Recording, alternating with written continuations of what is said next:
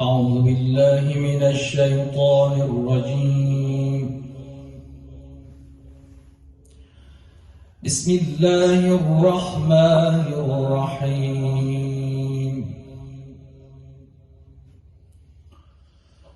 والضحى والليل إذا سجى ما ودعك ربك وما قلى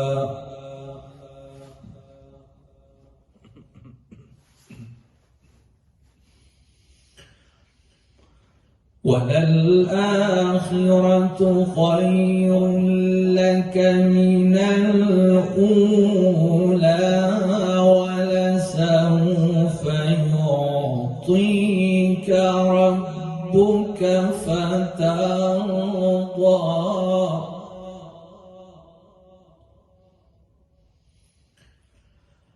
ألم يجدك يتيما فآوى ووجدك ضالا فهدى ووجدك عائلا فأغنى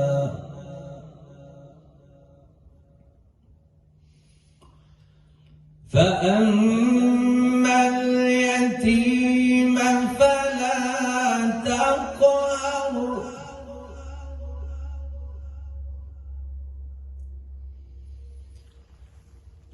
وأما السائل فلا تنهر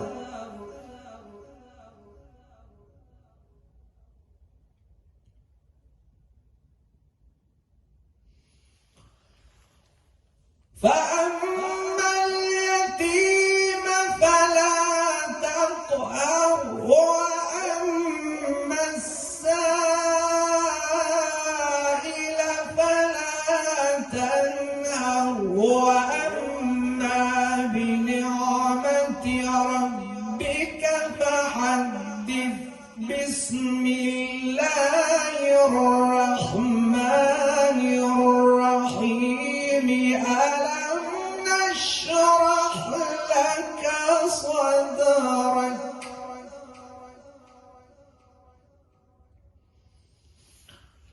ووضعنا عنك وزرك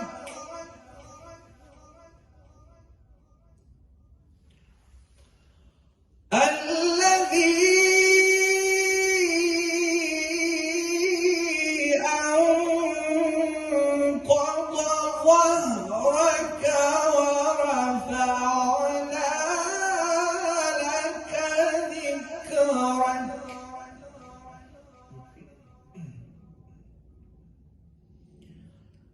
فإن مع العسر يسرا إن مع العسر يسرا فإذا فرغت فانصب وإلى ربك فارغب.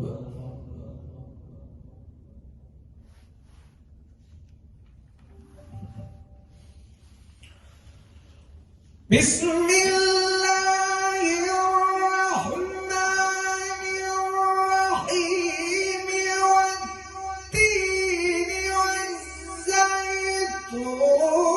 وطور سينين وهذا البلد الأمين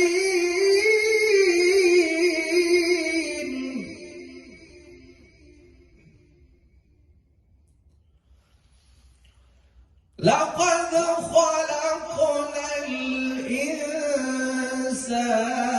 في أحسن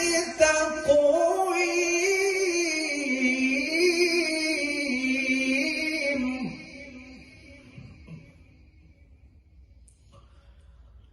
ثم أسفل سافلين إلا الذين آمنوا وعملوا الصالحات فلهم أجر غير ممنون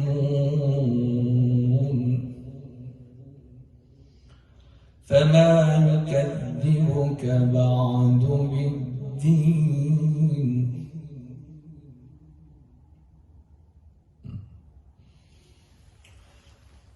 فما يكذبك بعد بالدين أليس الله بأحكم الحاكمين بسم الله الرحمن الرحيم اقرأ باسم ربك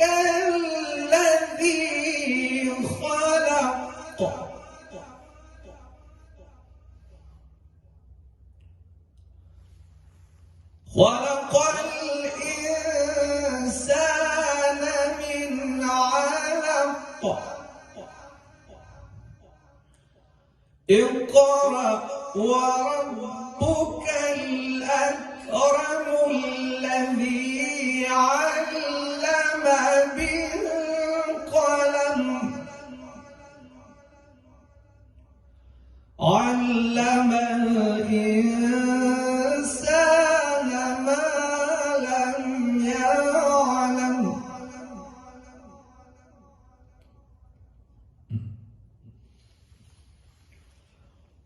اقرأ باسم ربك الذي خلق خلق الإنسان من علق اقرأ وربك الأكرم الذي علم بالقلم علم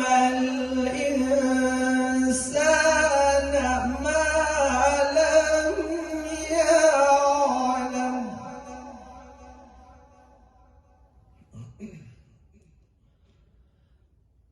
كلا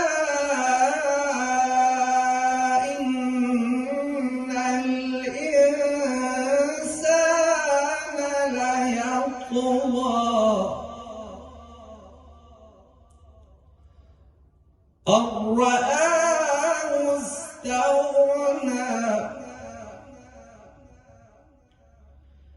إن إلى ربك الرجعى صدق الله العلي العظيم.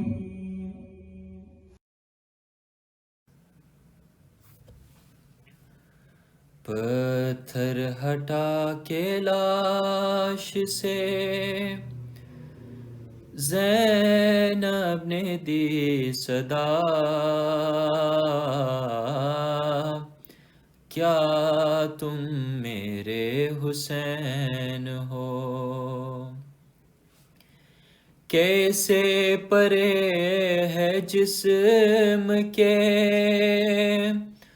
ٹکڑے جدا جدا،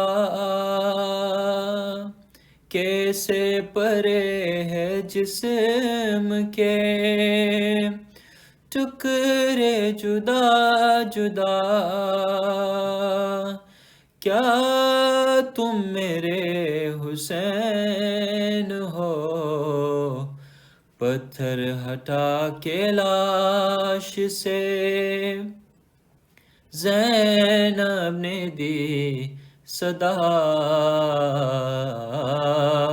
کیا تم میرے حسین ہو؟ ہائے ہائے میرے غریب کا کیا حال کر دیا،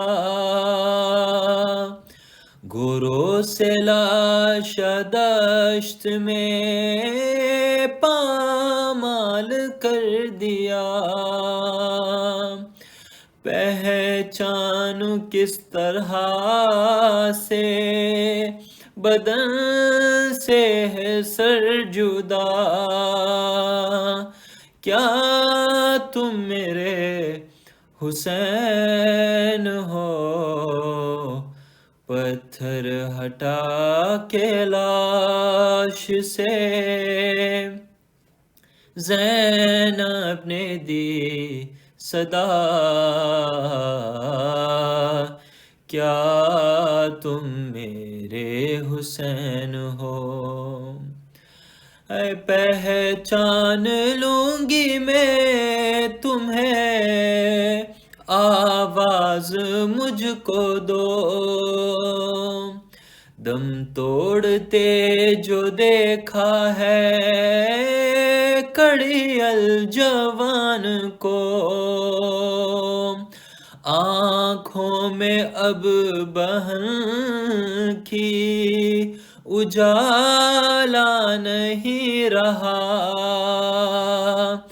کیا تم میرے حسین ہو پتھر ہٹا کے لاش سے زینب نے دی صدا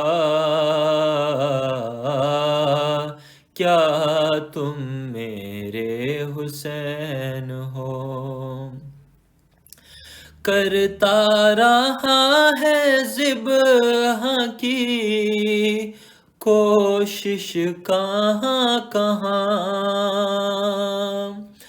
خنجر کہے کٹی ہوئی گردن پہ بھی نشان کاٹا ہے کس طرح سے ستمگار نے گلا کیا تم میرے حسین ہو پتھر ہٹا کے لاش سے زینب نے دی صدا کیا تم میرے حسین ہو کیا لے گئے ہیں لوٹ کے سب کچھ یہ عشقیاں تن پر بچا ہے ماں کا یہ کرتا سلا ہوا نکلے تھے جب خیام سے یہ حال تو نہ تھا کیا تم میرے حسین ہو پتھر ہٹا کے لاش سے زینب نے دی صدا کیا تم میرے حسین ہو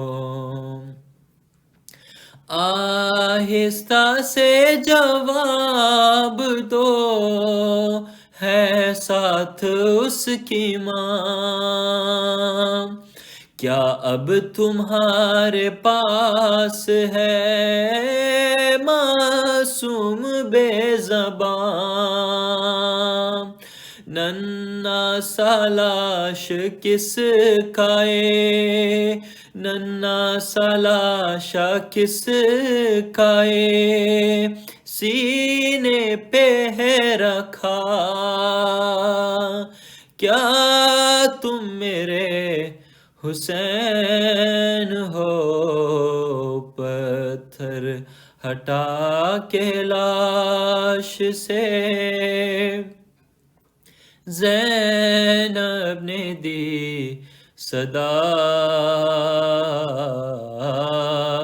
کیا تم میرے حسین ہو کیسے پرے ہے جسم کے ٹکڑے جدا جدا،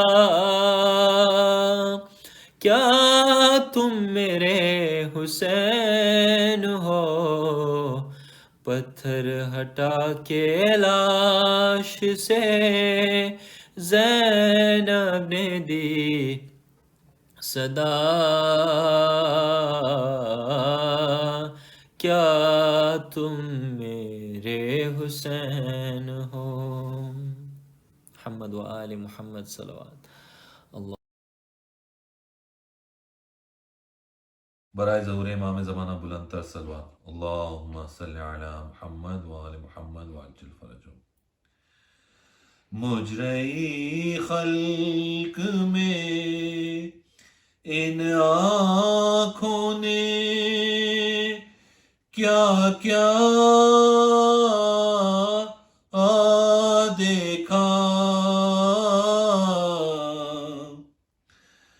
پر کہیں سبت پیمبر ثنا کا دیکھا، مجرئی خلق میں میننگ گیدرنگ آف پیپل۔ میں نے دیکھا عالم شاہ کو آلودہ خون، میں نے عباس کو بے جان لب دریا دیکھا، مجرئی خلق میں نے دیکھا علی اصغر کا گلا خون میں تر، میں نے زخمی علی اکبر کا کلیجہ دیکھا، مجرئی خلق میں ایک گٹری شہدی پشت پہ لائے، اس میں نے ٹکڑے ہوئے قاسم کا سراپا دیکھا، مجرئی خلق میں بیردا خلق نے اس بی بی کے سر کو دیکھا، جس کی مادر کا کسی نے نہ جنازہ دیکھا،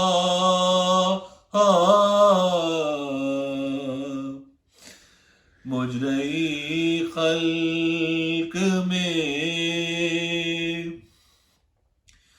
کہتی تھی زینب مضطر کے خدا خیر کرے، رات کو خواب میں عریاں سر زہرا دیکھا، مجرئی خلق میں گر پڑے سبت نبی تھام کے ہاتھوں سے سے جگر علی اکبر کو جو ریتی پہ تڑپتا دیکھا مجرئی خلق میں جا کے زینب نے مدینے میں کہا سغرا سے کہوں کس منہ سے کہ پردیس میں کیا کیا دیکھا ہے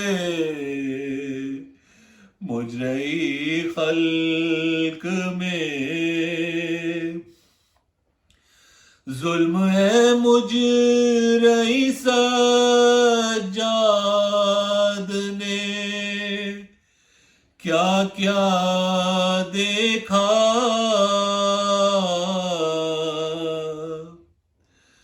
گھر لٹا قید ہوئے باپ کا لاشا دیکھا مجرئی خلق میں ان آنکھوں نے کیا کیا دیکھا مجرئی خلق میں بر محمد وآل محمد صلوات اللہم صلی علی محمد وآل محمد وعجل فرجہ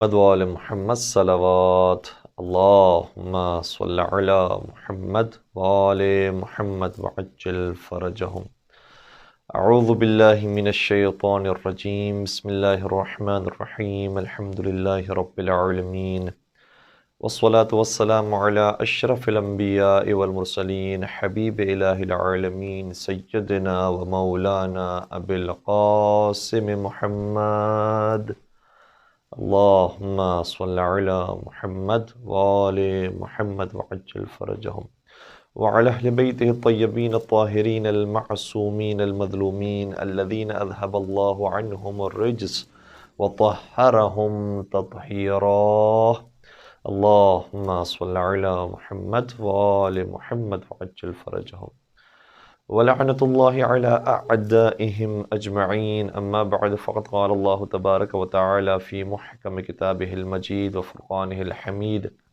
بسم الله الرحمن الرحيم اعلموا انما الحیات الدنیا لعب ولہو وزینة وتفاخر بینکم وتکاثر فی الاموال والاولاد درود پڑھ دیجئے محمد وآل محمد پر اللہم صلی علی محمد وآل محمد وعجل فرجہم عزیزان گرامی قدر امام حسن سینٹر سڈنی آسٹریلیا کی جانب سے 2 روزہ مجالس اربعین کا انعقاد کیا گیا ہے پروردگار کاوش کو اپنی بارگاہ میں قبول فرمائے اور جو مومنین اس سے مستفیض ہو رہے ہیں پروردگار ان تمام کی توفیقات خیر میں اضافہ فرمائے اور تمام پریشانیوں سے دوری عطا فرمائے اور کوئی غم نہ دے سوائے غم امام حسین علیہ السلام کے جس آیہ کریمہ کی تلاوت کا شرف حاصل کیا سورہ حدید سورہ نمبر 57 آیت نمبر 20 ہے جس میں ارشاد ہوتا ہے کہ اعلموا انما الحیات الدنیا لعب ولہو وزینة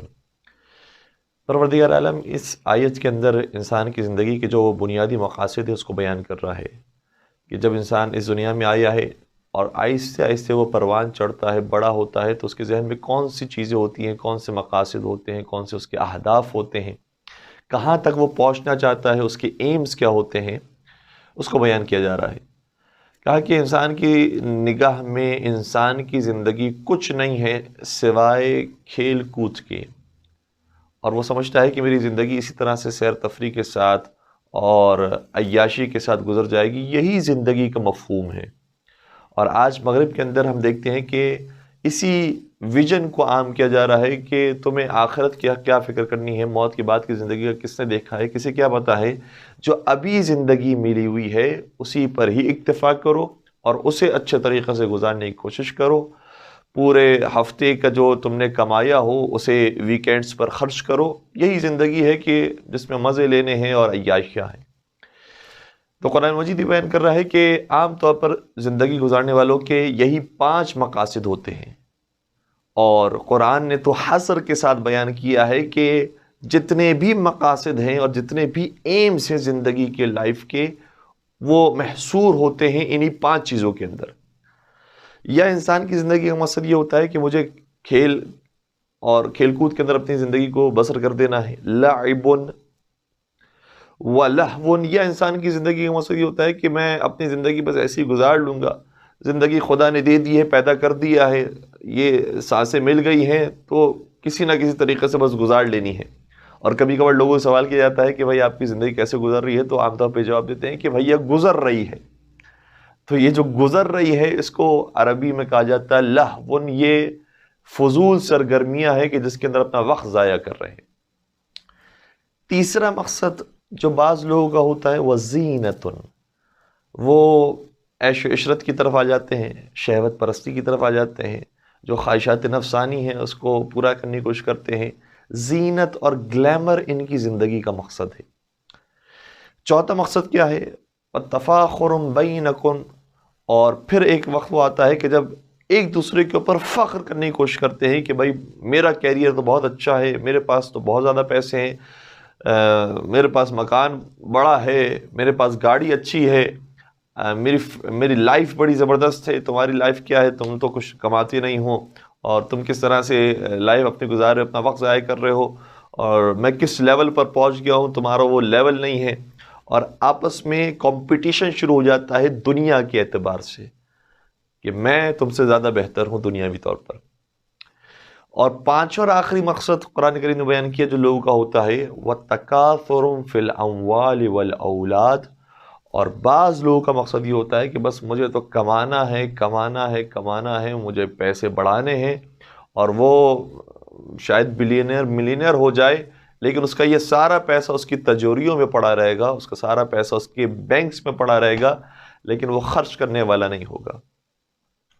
اور مال میں کثرت کرنا اور اولاد میں بالخصوص جس زمانے میں یہ آیت نازل ہوئی اس میں یہ بھی فخر محسوس کیا جاتا تھا کہ میرا خاندان اتنا بڑا ہے، میرے اتنے اولاد ہیں، میرے اتنے بیٹے ہیں. تو اس پر جو فخر ہوتا تھا، قرآن نے اس مقصد کو بیان کیا کہ لوگ اس مقصد کے ساتھ بھی زندگی گزارتے ہیں کہ میرے پاس اولاد زیادہ ہے، میرا خاندان بڑا ہے، اور میرے پاس جائیداد بھی زیادہ ہے. جب یہ 5 مقاصد قرآن کریم نے اس آیت کے اندر بیان کر دیے تو مفسرین نے ایک اور نقطے کی طرف بھی اس میں اشارہ کیا، بڑا خوبصورت نقطہ ہے. فرماتے ہیں کہ جس ترتیب کے ساتھ اس آیت کے اندر 5 مقاصد کو بیان کیا گیا ہے، عام طور پر انسان کی زندگی میں اسی ترتیب کے ساتھ یہ مقاصد تبدیل ہوتے رہتے ہیں. دیکھیں 5 الفاظ کو میں دوبارہ سے آپ کی خدمت میں لفظی ترجمہ پیش کر دوں کہ جو انسان کی زندگی کا مقصد ہوتے ہیں: لعب ولہو وزینۃ وتفاخر بینکم وتکاثر فی الاموال والاولاد. یا لوگ اپنی زندگی کا ایم یہ بناتے ہیں کہ ہمیں کھیل کود کے ساتھ زندگی گزار دینی ہے.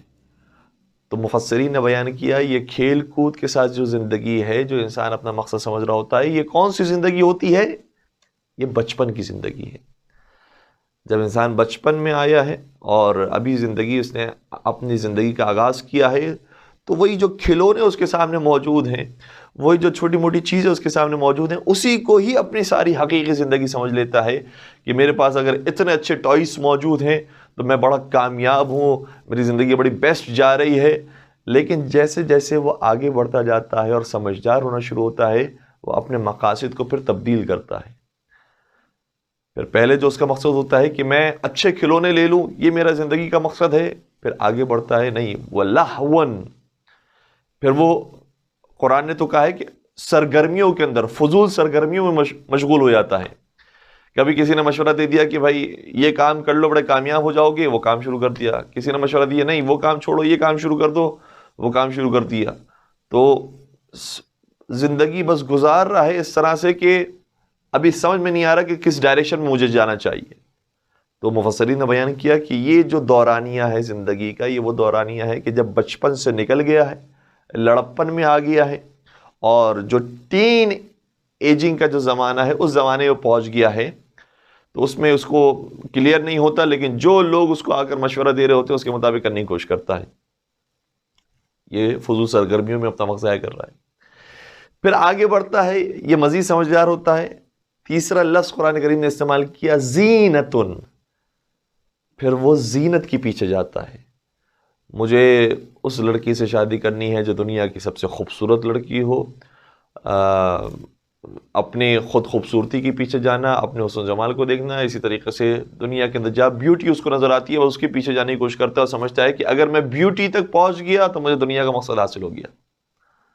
تو یہ زندگی کا تیسرا مرحلہ ہوتا ہے. اب دیکھیں انسان کے کس طرح سے مقاصد تبدیل ہو رہے ہیں، اور انسان اپنی سوچ پر تھوڑے عرصے کے لیے بھی باقی نہیں رہ پاتا.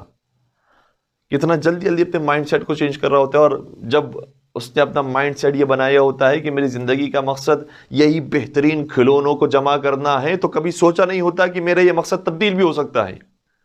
اتنا محکم ہوتا ہے. لیکن زندگی آگے بڑھتی ہے، بھول جاتا ہے اس مقصد کو، نئے مقصد میں داخل ہوتا ہے. دوسرے مقصد کو پانے کی کوشش کرتا ہے، پھر بھول جاتا ہے اس دوسرے مقصد کو، تیسرے مقصد میں داخل ہونے کی کوشش کرتا ہے. تو قرآن نے پہلے ہی سے ہمیں سمجھا دیا ہے، ہمیں اپنی جوانی کے اندر ہمیں آگاہ کرنے کی کوشش کی ہے کہ دیکھو ان چیزوں سے اور ان سرکمسٹینسز سے تم گزرو گے، لیکن ہم تمہیں بتا رہے ہیں کہ تمہاری زندگی کا اصل ہدف کیا ہونا چاہیے. تو ابھی ہم تیسرے مرحلے کے اندر داخل ہوئے ہیں کہ جو جوانی کا دور ہے اس میں انسان گلیمر کی طرف جانے کی کوشش کرتا ہے اور خوبصورتی کی طرف جانے کی کوشش کرتا ہے. بس مجھے یہ مل گیا تو میری زندگی کا مقصد پورا ہو جائے گا. لیکن نہیں، اس کے بعد مزید وہ بڑا ہوتا ہے، مزید سمجھدار ہوتا ہے، اور جب وہ مزید اور بڑا ہوتا ہے تو جان لیتا ہے کہ نہیں، خوبصورتی نہیں، اصل تو پیسہ ہے. اگر میرے پاس پیسہ آ گیا تو میں ہر چیز کر سکتا ہوں، ہر چیز خرید سکتا ہوں. میرے پاس اچھی گاڑی بھی آ جائے گی، اچھا مکان بھی آ جائے گا، اور اگر رشتے خوبصورت لڑکیوں کے نہیں آ رہے، خوبصورت لڑکوں کے نہیں آ رہے، اچھے اسمارٹس بوائز کے نہیں آ رہے، یا ایجوکیٹڈ لوگوں کے نہیں آ رہے، تو اگر پیسہ آ گیا تو خود بخود یہ ساری چیزیں میرے پاس آ جائیں گی. تو جو چوتھا مرحلہ ہوتا ہے وہ اس مرحلے میں داخل ہوتا ہے، اور پھر اس چوتھے مرحلے میں داخل ہونے کے بعد وہ یہ بھی ایک چیز اپنے ذہن میں رکھتا ہے کہ میرے پاس اگر اتنا مکان ہے، اتنا بڑا مکان ہے، تو میرے بھائی کے پاس کتنا ہے؟ کہیں اس کے پاس زیادہ تو نہیں ہے مجھ سے؟ کہیں اس کی لائف مجھ سے زیادہ اچھی تو نہیں ہے؟ اس سے کیا کیا ایسا ہے کہ جو میں نے نہیں کیا ہے؟ آپس میں کمپٹیشن شروع ہو جاتا ہے، اور بھائی بھائی کے اندر حسد، بھائی بھائی کے درمیان دشمنی، اسی طریقے سے دوست دوست کے درمیان دشمنیاں یہ پیدا ہونا شروع ہو جاتی ہیں. تو تفاخر بینکم، پھر تم اس مقصد میں داخل ہوتے ہو، اس لیول پر داخل ہوتے ہو کہ ایک دوسرے سے کمپٹیشن میں آ جاتے ہو اور لڑائی کرنا شروع کرتے ہو دنیا کے معاملات کے اندر. چاہے یہ لڑائی ظاہری طور پر نہیں ہو رہی ہوگی، دل ہی دل کے اندر ہے کہ میں اس لیول پر کیوں، مجھے اس سے زیادہ آگے بڑھنا ہے، مجھے اس سے زیادہ آگے بڑھنا ہے. لیکن آگے بڑھنے کی دوڑ بھی ایک دن ختم ہو جاتی ہے، اور پھر انسان کا ایک اور مقصد شروع ہوتا ہے، وَتَكَاثُرٌ فِي الْأَمْوَالِ وَالْأَوْلَادِ. پھر جتنا میرے پاس مال آ جائے اتنا اچھا ہے، جتنی میری اولاد زیادہ ہو، جتنا میرا خاندان بڑا ہو اتنا اچھا ہے. پھر یہ شکم سیر ہونے والا نہیں ہے، یہ دل بھرنے والا نہیں ہے. یہ انسانی مقاصد کی معراج ہے جو دنیا والوں کی نگاہ میں ہے، جو قرآن کریم میں بیان کی. اس سے زیادہ دنیا والوں کا کوئی ہدف نہیں ہوتا. لیکن قرآن مجید نے کہا وَمَا الْحَيَاةُ الدُّنْيَا إِلَّا مَتَاعُ الْغُرُورِ. جو دنیاوی اہداف لوگوں نے بنائے ہوئے ہیں وہ دھوکے کے سامان کے علاوہ اور کچھ نہیں ہے، وہ فریب ہیں، وہ کچھ نہیں ہے. یہ ابھی زندگی کب ختم ہو جائے اگلے لمحے کا انسان کو نہیں پتا ہے. اگر دنیا کی زندگی میں سکون حاصل کرنا ہے اور بہترین زندگی گزارنی ہے تو صرف اس کے لیے ایک حل ہے، الا بذکر اللہ تطمئن القلوب. کیا یاد پروردگار کے علاوہ بھی کوئی چیز انسان کے دلوں کو سکون پہنچا سکتی ہے؟ اور یقین جانیے گا کہ اس سے زیادہ اور کوئی بہتر چیز نہیں ہے انسان کو سکون دینے کے لیے. جس بھی چیز کی طرف انسان آگے بڑھنے کی کوشش کرتا ہے ایک دن اس سے سیر ہو جاتا ہے، پیٹ بھر جاتا ہے، نہیں اب مجھے اس میں بھی لطف نہیں آتا، مزہ نہیں آ رہا، اب کوئی اور دوسری چیز ہونی چاہیے. پہلے کھلونوں کی تمنا، ٹوائز کی تمنا، وہ ختم ہو گئی. پھر اچھی جاب کی تمنا، وہ ختم ہو گئی. اس کے بعد اچھی گاڑی کی، اچھی لڑکی کی تمنا، وہ بھی ختم ہو گئی. اس کے بعد مزید پیسے کی تمنا، وہ بھی ختم ہو گئی. یہ دنیا کی جتنی چیزیں ہیں، انسان جس تک بھی پہنچنے کی کوشش کرے گا، جب وہ حاصل کرے گا، نہیں اس کے اندر بھی سکون نہیں ہے، نہیں اس کے اندر بھی سکون نہیں ہے، کبھی بھی سکون نہیں مل سکتا. صرف ایک چیز ایسی ہے کہ جو انسان کے دلوں کو سکون پہنچاتی ہے، اور وہ یاد پروردگار. مل کر ایک درود پڑھ دیجیے گا محمد وآل محمد پر. اللہم صلی علی محمد وآل محمد وعجل فرجہم. اور دیکھیں یہ بات منطقی طور پر بھی سمجھ میں آنے والی ہے کہ دنیا کی چیزوں میں کیوں انسان کو سکون نہیں ہوتا، کیوں پروردگار کی ذات ہی سے، پروردگار سے لو لگانے ہی سے سکون ملتا ہے. اس کا جواب دیا ہے علماء نے کہ وجہ یہ ہے کہ دنیا کی جتنی بھی چیزیں ہیں، چاہے کتنی ہی بڑی سے بڑی کیوں نہ ہو، بڑی سے بڑی عمارت کو دیکھ لیجئے، بڑی سے بڑی بلڈنگ کو دیکھ لیجئے، برج الخلیفہ کو دیکھ لیجئے، اگر وہ بھی انسان کی اپنی ملکیت ہو، تب بھی دنیا کی جتنی چیزیں ہیں وہ محدود ہیں، لمیٹڈ ہیں. اور انسان کی جو ڈیزائرز اور انسان کی جو خواہشات ہیں وہ انلمیٹڈ ہیں، اس کی کوئی حد اور انتہا نہیں ہے. اس لیے انسان جتنی بھی دنیا کی چیزوں تک پہنچے گا وہ لمیٹڈ ہوں گی. جب وہ حاصل کر لے گا، کہے گا کہ نہیں یہ مجھے نہیں چاہیے، اس سے اور زیادہ ہونی چاہیے. میرے پاس ایک برج خلیفہ نہیں، 2 برج خلیفہ ہونے چاہیے، 2 ہو جائے نہیں 3 ہونے چاہیے، نہیں 10 ہونے چاہیے، نہیں 20 ہونے چاہیے. یہ کبھی بھی دل بھرنے والا نہیں ہے. کیوں؟ کیونکہ دل انلمیٹڈ ڈیزائرز رکھتا ہے، انلمیٹڈ خواہشات رکھتا ہے. اور اگر اس انلمیٹڈ خواہشات والے دل کو کسی چیز کے ساتھ مطمئن کرنا ہے اور سکون دینا ہے، تو وہ چیز بھی ایسی ہونی چاہیے جو خود انلمیٹڈ ہو، وہ بھی محدود نہ ہو. تب جا کر انسان کا یہ دل سکون پا سکے گا اور ہر لمحہ اس کے ساتھ جڑ سکے گا. دنیا کی جتنی چیزیں ہیں وہ سب کی سب محدود، لمیٹڈ ہیں. اس لیے کبھی بھی انسان کا دل اس سے سکون حاصل نہیں کر سکتا. صرف کائنات میں ایک ذات ایسی ہے جو انلمیٹڈ ہے، لامحدود ہے. اگر اپنے دل کو اس لامحدود کے ساتھ جوڑ دیا تو پھر سکون ہی سکون دل کے اندر آ جائے گا. درود پڑھ دیجئے محمد وآل محمد پر. اللہم صلی علی محمد وآل محمد وعجل فرجہم. اور واقعاً اگر انسان نے اس زندگی کے فلسفے کو سمجھ لیا تو بہت سارے کام انسان کے لیے آسان ہو جائیں گے. کبھی کبھار انسان کے لیے قدم اٹھانا، ڈیسیجن لینا بڑا مشکل ہو رہا ہوتا ہے کہ میں کس طرح جاؤں، کس سمت میں جاؤں، کس طرف نہ جاؤں. قرآن مجید نے بیان فرمایا ہے کسی کی پرواہ نہیں کرنی ہے. اگر تمہیں کسی کی فکر کرنی ہے تو صرف ذات پروردگار ہے. کیوں؟ اس کی ریزنز بھی بیان کیے. اس لیے کہ للہ خزائن السماوات والارض، للہ جنود السماوات والارض، للہ غیب السماوات والارض، ان اللہ علی کل شیء قدیر. یہ بار بار قرآن یہ کیوں بیان کر رہا ہے؟ آپ پروردگار وہ ہے کہ جس کے پاس زمین و آسمان کے خزانے موجود ہیں. کہاں جا رہے ہو؟ پروردگار کی طرف آ جاؤ. پروردگار تمہاری ظرفیت کے مطابق تمہیں دے گا، تمہیں اس دنیا کے اندر پروان چڑھائے گا اور تمہیں خود اپنی بہشت کے اندر جگہ دے گا. خدا کے پاس دنیا اور آخرت کے خزانے موجود ہیں. خدا کے پاس لشکر موجود ہیں. اور یقین جانیے گا یہ لشکر وہ نہیں ہے کہ جو ہمارے سامنے کبھی فوج کی صورت میں آتے ہیں، آرمی کی صورت میں آتے ہیں. یہ وہ والے لشکر نہیں ہیں. خدا کا لشکر وہ ہے کہ جو انسان کے بدن کے ایک ایک حصے کے اندر موجود ہے. اگر بولتے بولتے وہ لشکر میرے حلق کو بند کر دے تو میری سانس وہیں پہ گھٹ جائے گی. اگر میرے بدن کے اندر کوئی ایک سیل اپنے مقام پر اس طرح سے حرکت کرے کہ میرے بدن میں تکلیف ہو جائے تو وہ بھی اللہ کا لشکر ہے کہ جو میرے بدن میں کام کر رہا ہے. تو للہ جنود السماوات والارض، پروردگار کے پاس سارے لشکر موجود ہیں. للہ غیب السماوات والارض، پروردگار کے پاس سارا غیب کا علم ہے. ہماری پلاننگ کیا ہوگی جو پروردگار ہمارے لیے پلاننگ کرنا چاہتا ہے. اس لیے پروردگار کے ساتھ جڑے رہنا یہ انسان کی زندگی کو بھی کامیاب بناتا ہے، انسان کی آخرت کو بھی کامیاب بناتا ہے. مولا متقیان امیر المؤمنین حضرت علی ابن ابی طالب علیہ السلام نہج البلاغہ میں ارشاد فرماتے ہیں اللہم صلی علی محمد وآل محمد وعجل فرجہم. اور کس سے ارشاد فرمایا؟ اپنے بیٹے محمد بن ابی بکر سے ارشاد فرمایا. دیکھیں میں نے کیا لفظ استعمال کیا؟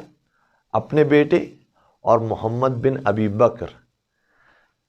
تو روایات کے اندر یہ جملے موجود ہیں میرے مولا کے کہ ٹھیک ہے وہ بیٹے ہوتے تھے کسی اور کے، لیکن علی مرتضیٰ نے انہیں اپنا بیٹا کہا ہے. کیوں؟ اس کی وجہ بیان کی کہ جو حق کے راستے پر آ جائے وہ خود علی والا ہو جاتا ہے. جو حق کے راستے پر آ جائے وہ علی والا ہو جاتا ہے. محمد ابن ابی بکر بڑا مقام رکھتے ہیں. ویسے اگر معنوی طور پر دیکھا جائے اور ان کی حقیقی مقام منزلت کو دیکھا جائے تو وہ تو ہے ہی ویسے بلند، لیکن ظاہری نگاہ سے بھی دیکھا جائے جس کو اس مقام کو چھپانے کی کوشش کی جاتی ہے اور بیان نہیں کیا جاتا، تو محمد ابن ابی بکر ظاہری طور پر بھی خال المؤمنین کا اعزاز رکھتے تھے. کیا مطلب خال المؤمنین کا؟ یعنی مومنین کے ماموں.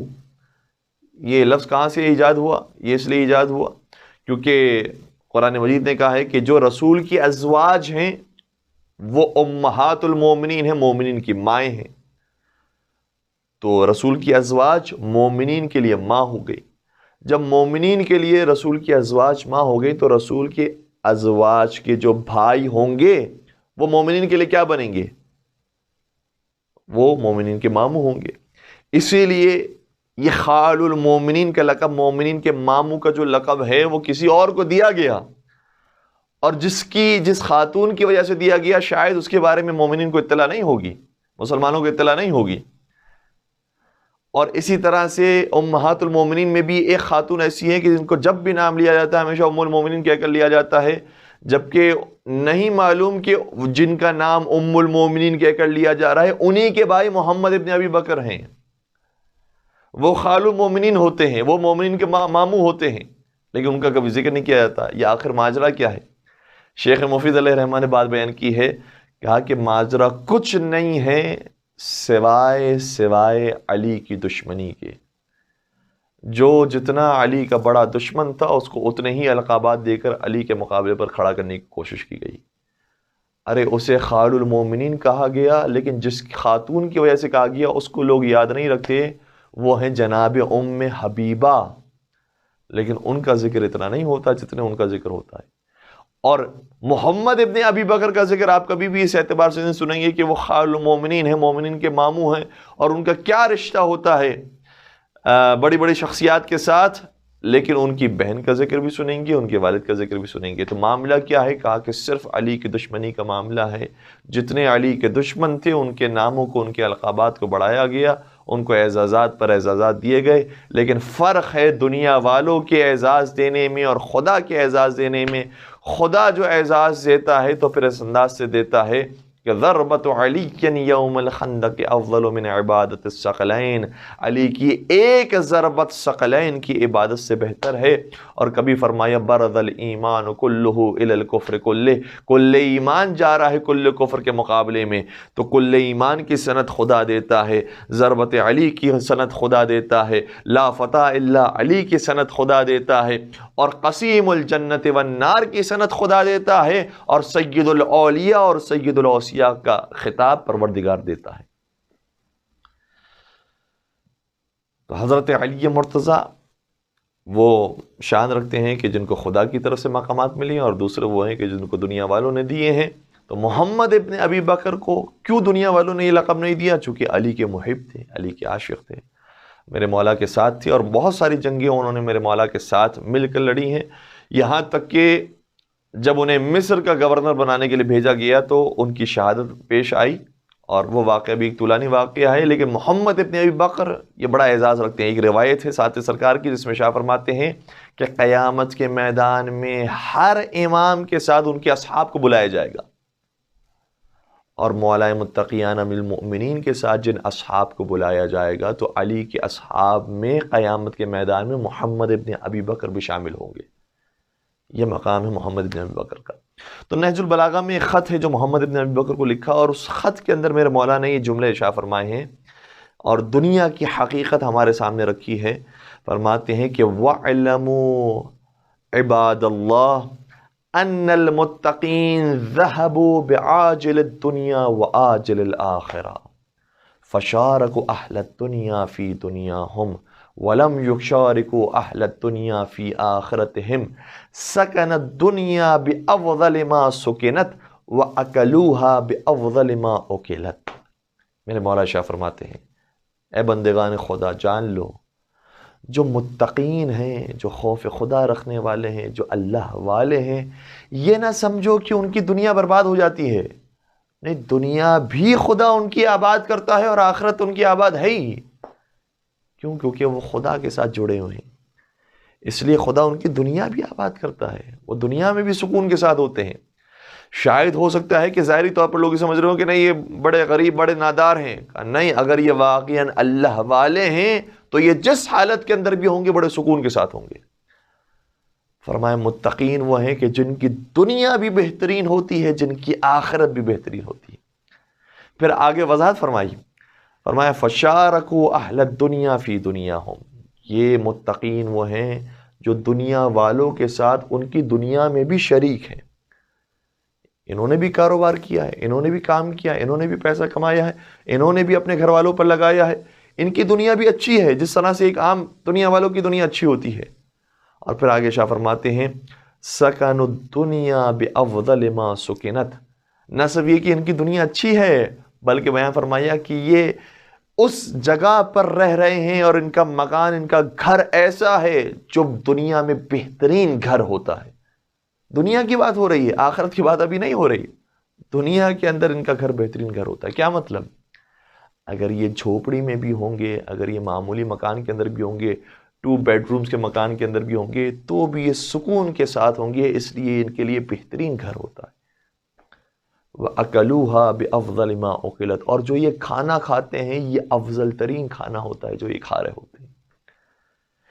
ظاہری طور پر تو ہمیں شاید مولا متقیان کے چونکہ جملے ہیں اس لیے ہمیں یقین ہے اس جملوں کے اوپر ہے، لیکن دل اندر سے مطمئن نہیں ہوتا۔ اس کے لیے میں ایک مثال بیان کروں، جناب آیت اللہ شہید باقر الصدر کی مثال۔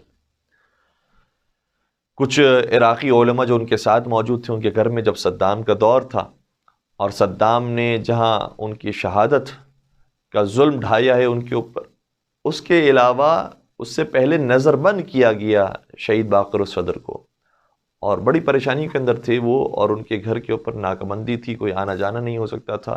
اور پھر بعد میں جا کر جو ان کے ساتھ ان کے ہمراہ موجود تھے، ان کے دوست احباب موجود تھے، انہوں نے بیان کیا کہ اتنی سخت پابندی شہید باقر الصدر پر لگائی گئی کہ گھر کا کوئی ایک فرد کسی بھی مقصد کے لیے گھر سے باہر نہیں نکل سکتا، اور گھر کے باہر کا کوئی شخص کسی بھی مقصد کے لیے گھر کے اندر نہیں داخل ہو سکتا۔ کسی بھی مقصد کا مطلب واقعی کسی بھی مقصد ہے، یعنی حتیٰ کھانے پینے کے لیے بھی اگر کوئی گھر سے باہر نکلنا چاہے، نکلنے کی اجازت نہیں ہے۔ اگر کوئی گھر سے باہر کا فرد اندر آ کر کچھ خدمت کرنا چاہے، اجازت نہیں ہے۔ کہ ایسا وقت آ گیا تھا شہید باقر الصدر پر، اور ہم ان کے ساتھ موجود تھے۔ کہتے ہیں جب ایسی ناکہ بندی تھی تو گھر کے اندر ایسے ایسے کھانا ختم ہونا شروع ہو گیا، تو جو پرانی روٹیاں موجود تھی، جو پرانا کھانا موجود تھا، اسی کو ہی انہوں نے استعمال کیا، اور ہم سب بھی اس کے اندر شریک تھے۔ کہتے ہیں کہ وہ کھانا بھی ختم ہو گیا، اور جو پرانے اسٹورز کے اندر چیزیں موجود تھیں، جو ڈرائی چیزیں ہوتی ہیں وہ موجود تھی، وہ بھی سب ختم ہو گئی۔ اب پریشان ہو گئے کہ اب ہم کھانے کا انتظام کیسے کریں گے، کیسے زندہ رہیں گے؟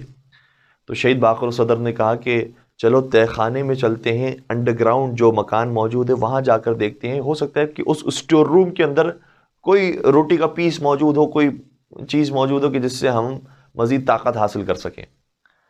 کہتے ہیں جب ہم تہ خانے میں گئے تو وہاں پر کچھ سوکھی روٹیاں موجود تھی جو بہت پرانی ہو چکی تھی، بہت بھاسی ہو چکی۔ آیت اللہ باقر الصدر نے وہ روٹیاں لی، اسے پانی میں ڈبویا اور کھانا شروع کیا۔ وہ جو واقع نقل کر رہے ہیں کہتے ہیں کہ ہم نے جب شہید باقر الصدر کو اس طریقے سے کھانا کھاتے ہوئے دیکھا تو ہماری آنکھوں میں آنسو آ گئے، رونے لگے۔ شہید باقر الصدر نے ہم سے سوال کیا کہ بھائی تم رو کیوں رہے ہو؟ اچھا کھانا تو ہے، کھاؤ کھانا۔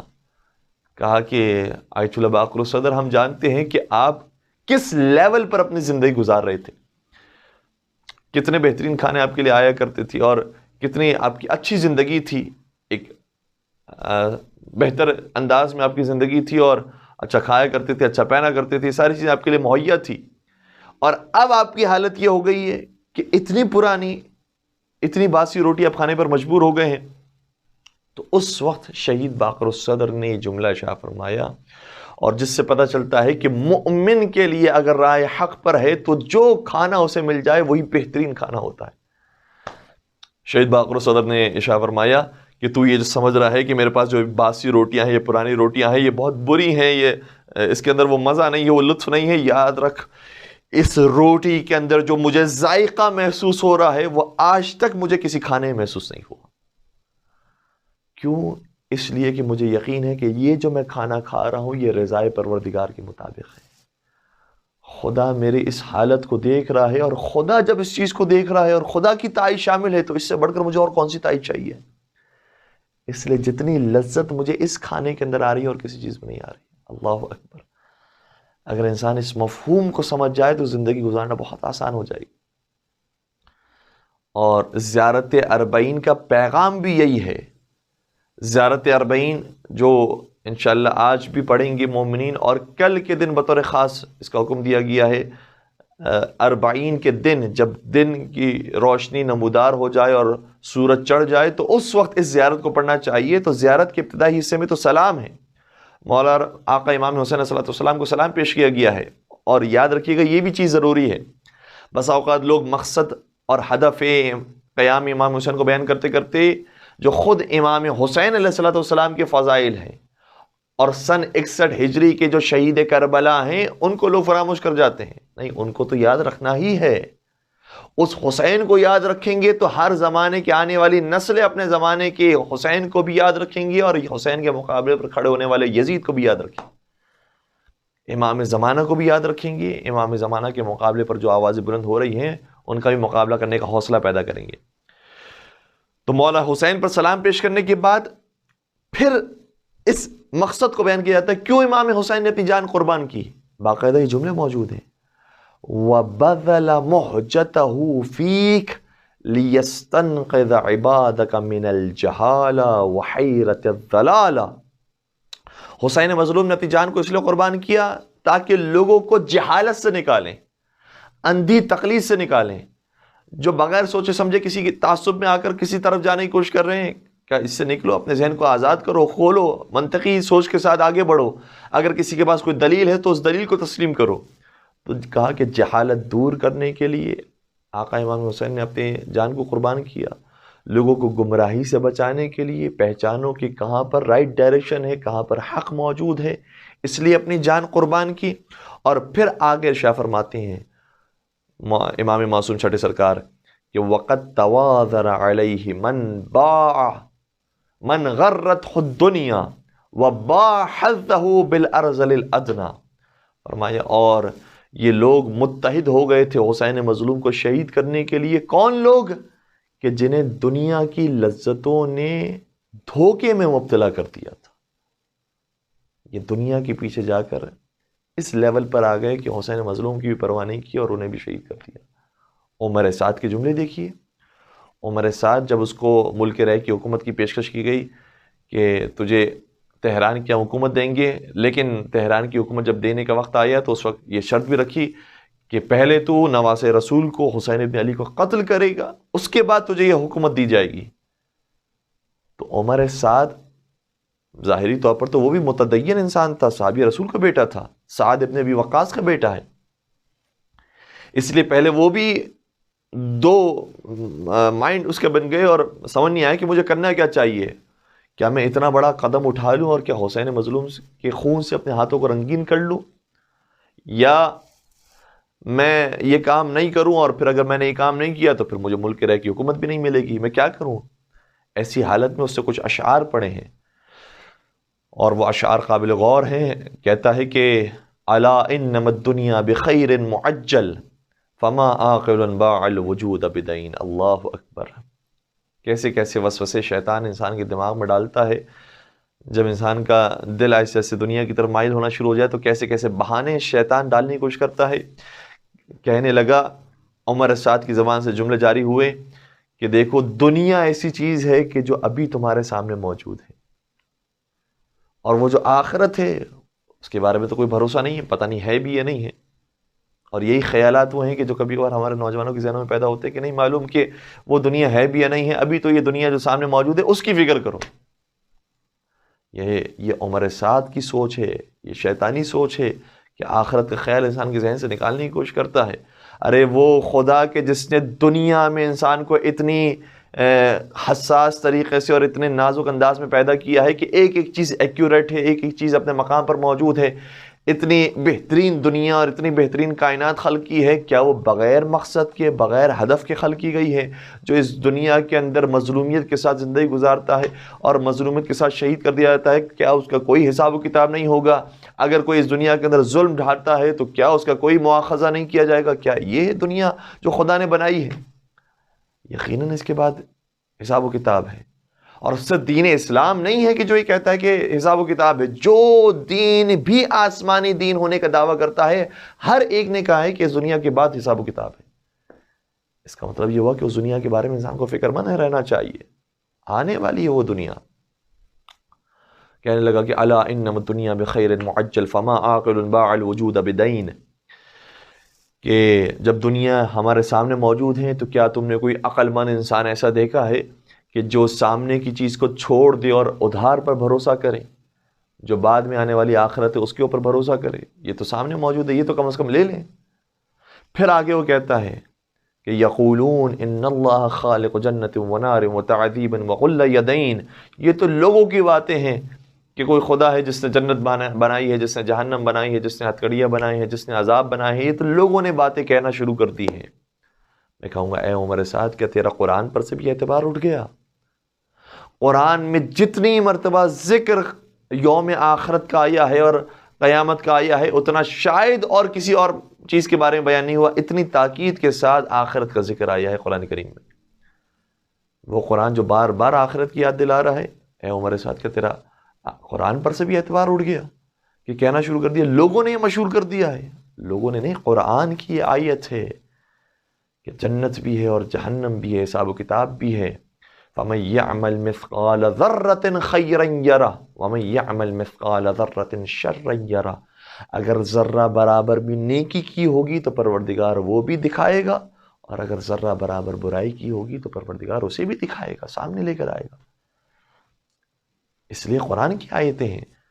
لیکن جب شیطان حاوی ہو جائے، جب خواہشات نفسانی حاوی ہو جائے، اور جب دنیا کی چمک دمک انسان کو مغرور کر دے اور غرور میں مبتلا کرتے اور دھوکے میں مبتلا کرتے، تو پھر انسان کے بس میں ظاہری طور پر نہیں رہتا، کھینچا چلا جاتا ہے شیطان کی طرف، آگے بڑھنا شروع کر دیتا ہے، اور جتنا جتنا شیطان کی طرف آگے بڑھنا شروع کرتا ہے، شیطان اپنی طرف آگے بڑھاتا ہے اسے۔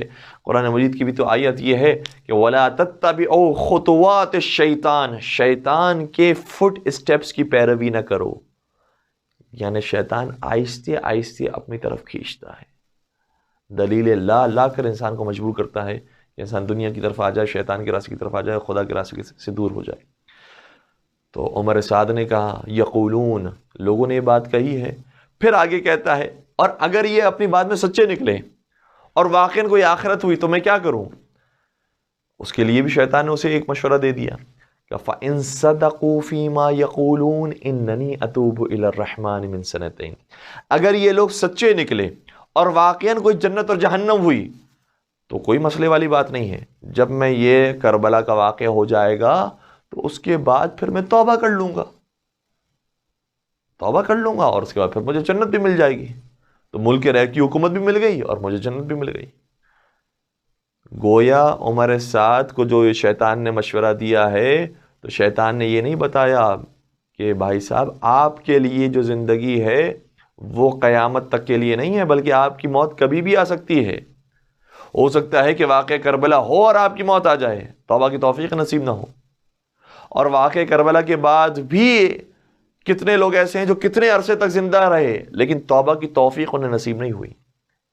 حتیٰ کہ روایت ہے جو ہمارے چوتھے سرکار حضرت امام زین العابدین علیہ السلام سے منسوب کی جاتی ہے، اللہم صلی علی محمد وآل محمد وعجل فرجہم، کہ ایک مرتبہ شمر ملون بھی آیا امام کی خدمت میں اور اس نے سوال کیا کہ اگر میں توبہ کرتا ہوں تو کیا میری توبہ قبول ہو جائے گی؟ تو مولا سید سجاد نے، مجھے نہیں معلوم کس دل کے ساتھ یہ جواب دیا، یا کسی راوی نے یہ سوال کیا اور شمر کے بارے میں سوال تھا، یزید کے بارے میں سوال تھا، تو امام نے یہ جواب دیا کہ ہاں اگر وہ بھی توبہ کر لے اور صحیح اور سچی توبہ کر لے تو اس کے لیے بھی توبہ کا دروازہ کھلا ہوا ہے، اس نے حیرانگی سوال کیا، اتنے بڑے جرم کے بعد، اتنی بڑی زیادتی، اتنا بڑا، اس نے قتل کر دیا، اس کے بعد بھی اس کے لیے توبہ کی گنجائش موجود ہے؟ تو امام نے اس کو سمجھانے کے لیے ایک بات اور کہی کہ توبہ کا دروازہ پروردگار کی طرف سے کھلا رہتا ہے، لیکن انسان کو جرم کرنے کے بعد، گناہ پر گناہ کرنے کے بعد جو توفیق توبہ ملنی چاہیے وہ انسان سے سلب کر لی جاتی ہے، پھر انسان کو خود توفیق توبہ نہیں ملتی۔ دروازہ سامنے کھلا ہوا ہے لیکن اب توبہ کرنے کی توفیق نصیب نہیں ہو رہی۔ تو معاملہ ایسے افراد کے ساتھ یہ ہو جاتا ہے۔ پہلی بات تو یہ ہے کہ کبھی بھی زندگی کا بھروسہ نہیں، کبھی بھی موت آ سکتی ہے، اور اگر زندگی باقی بھی رہی تو کس نے کہا ہے کہ تجھے توفیق توبہ نصیب ہوگی؟ لیکن شیطان نے مزید اور اس کے ذہن کو ورگلانے کی کوشش کی، اور پھر آگے اس نے کہا اگر یہ لوگ سچے نکلے تو میں توبہ کر لوں گا اور اس طرح میں بھی جنت پا لوں گا، اور اگر یہ لوگ جھوٹے نکلے اور واقعاً کوئی آخرت نہیں ہوئی، کوئی جنت جہنم نہیں ہوئی، تو میں تو بڑا کامیاب ہو گیا کہ مجھے کم از کم دنیا تو اچھی مل گئی۔ فزنا بالدنیا عظیما وملک عقیم دائم الحجلین، تو مجھے ملک عقیم مل گیا، مجھے دنیا مل گئی۔ جیسے ہی عمر سعد کے یہ اشعار مکمل ہوئے، آواز غیبی آئی اور اسے سمجھانے کی کوشش کی گئی۔ آواز غیبی آئی، وَلَا تَحْسَبَنَّ الَّذِي يَا أَخْسَرَ الْوَرَى تَفُوزُ بِهِ بَعْدَ قَتْلِ حسین، اے کائنات میں سب سے زیادہ خسارے کا سودا کرنے والے، خبردار یہ خیال نہ کرنا کہ حسین مظلوم کو شہید کرنے کے بعد تو کسی طرح سے کامیاب ہو سکے گا۔ اور تاریخ یہ کہتی ہے کہ جس دنیا کی خاطر اس نے اتنا بڑا جرم کیا تھا، وہ دنیا بھی اسے نہیں ملی اور آخرت بھی نہیں ملی۔ خسرت دنیا والآخرہ۔ کچھ لوگ ایسے ہیں کہ جو ایسا سودا کرتے ہیں جس میں ان کی دنیا بھی برباد ہو جاتی ہے، آخرت بھی برباد ہو جاتی ہے۔ تو اگر میں اپنے نوجوانوں سے عرض کروں کہ اگر دنیا اور آخرت میں کامیاب ہونا ہے تو صرف اس کا ایک ہی راستہ ہے، الا بذکر اللہ تطمئن القلوب، صرف پروردگار کے ساتھ انسان جڑ جائے، خدا انسان کی دنیا کے معاملات کو بھی حل فرمائے گا، آخرت کے معاملات کو بھی حل فرمائے گا۔ اور یہ دنیا کیا ہے؟ دنیا کی حقیقت کو بار بار معصومین علیہ السلام بیان کیا، کہا دنیا کی حقیقت اگر جاننی ہے تو صرف اتنا سمجھ لو، جو بہترین اور لذیذ ترین غذا ہوتی ہے دنیا میں، اس کو بھی زوال ہے، وہ بھی ختم ہو جانے والی ہے۔ اور کس طرح سے؟ وہ جو لذیذ ترین غذا ہے وہ بدترین اور غلیظ ترین حالت میں تمہارے بدن سے نکل جاتی ہے۔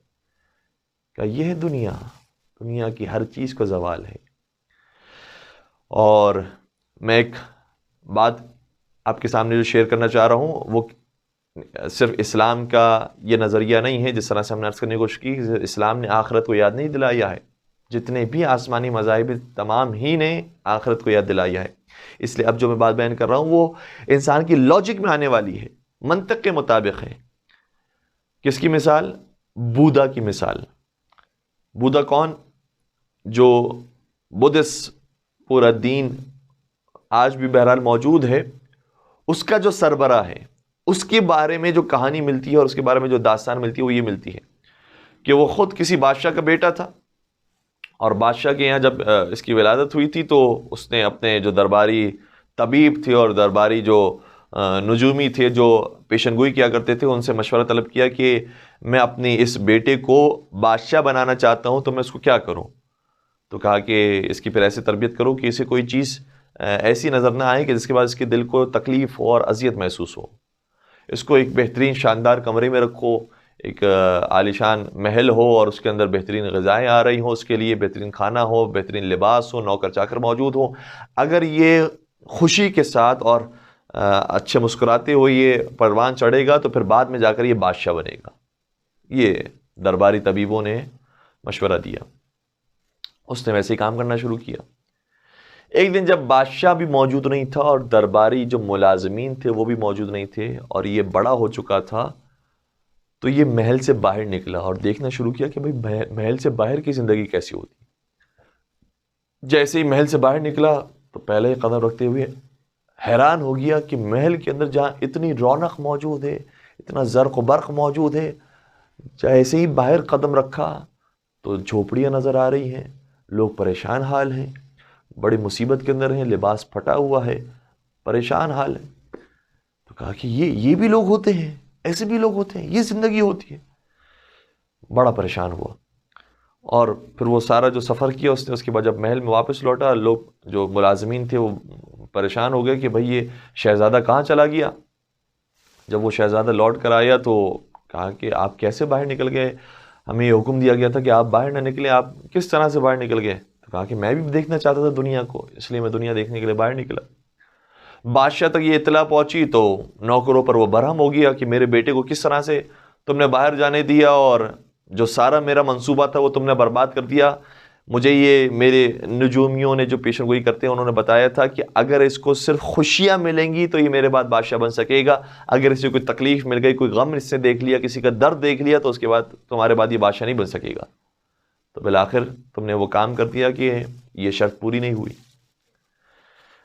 دوسروں سے مشورہ لیا اور نجومیوں کو بلایا اور کہا کہ دیکھو یہ تو ہو چکا ہے، اب میں کیا کروں، اپنے اس بیٹے کو بادشاہ بنانا چاہتا ہوں، کیا کروں؟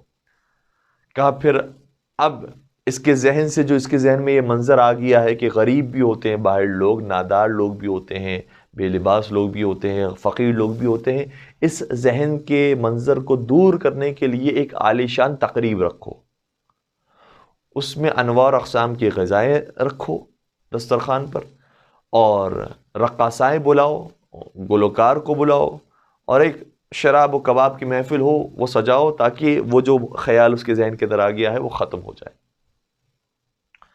تقریب منعقد کی گئی ہے، اس شہزادے کو بھی اس تقریب میں بلایا گیا، اور رقاصائیں موجود ہیں، اسے خوش کرنے والے خواتین موجود ہیں، اور پھر بہترین غذائیں تھیں، یہ ساری چیز اس کے سامنے موجود تھیں۔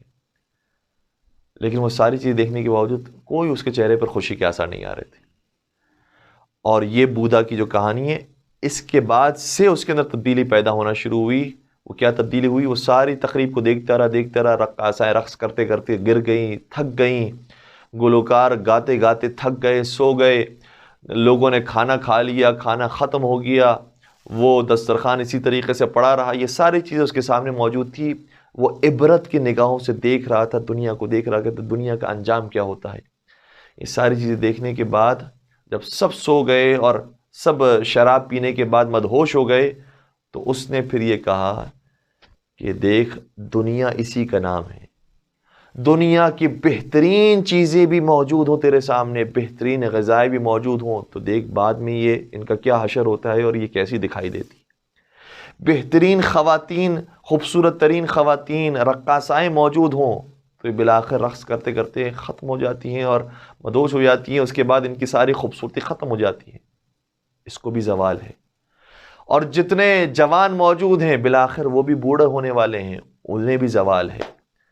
اس نے نتیجہ یہ نکالا کہ دنیا کی جتنی چیزیں ہیں اس کو زوال ہے، اس کو زوال ہے۔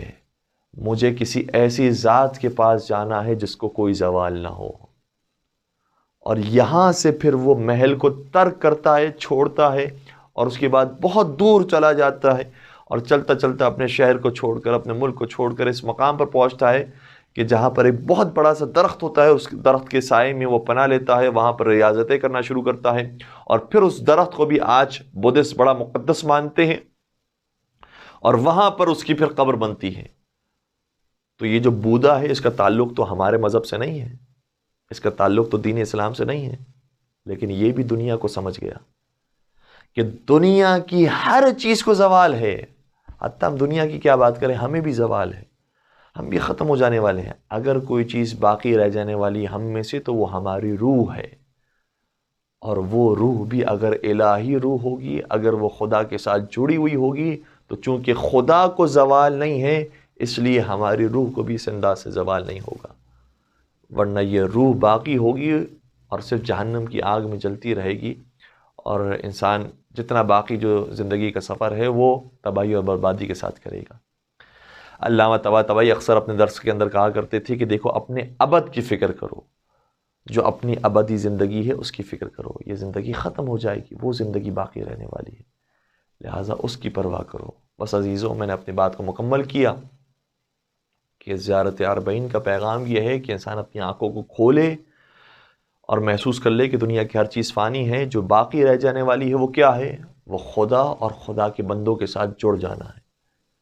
کسی نے کیا خوب کہا تھا کہ بغیر عشق علی تو نے اس زمانے میں بغیر عشق علی تو نے اس زمانے میں طویل عمر گزاری ہے اور جیا بھی نہیں، طویل عمر گزاری ہے اور جیا بھی نہیں، جسے علی کی محبت میں موت آ جائے وہ شخص مر بھی گیا ہے مگر مرا بھی نہیں۔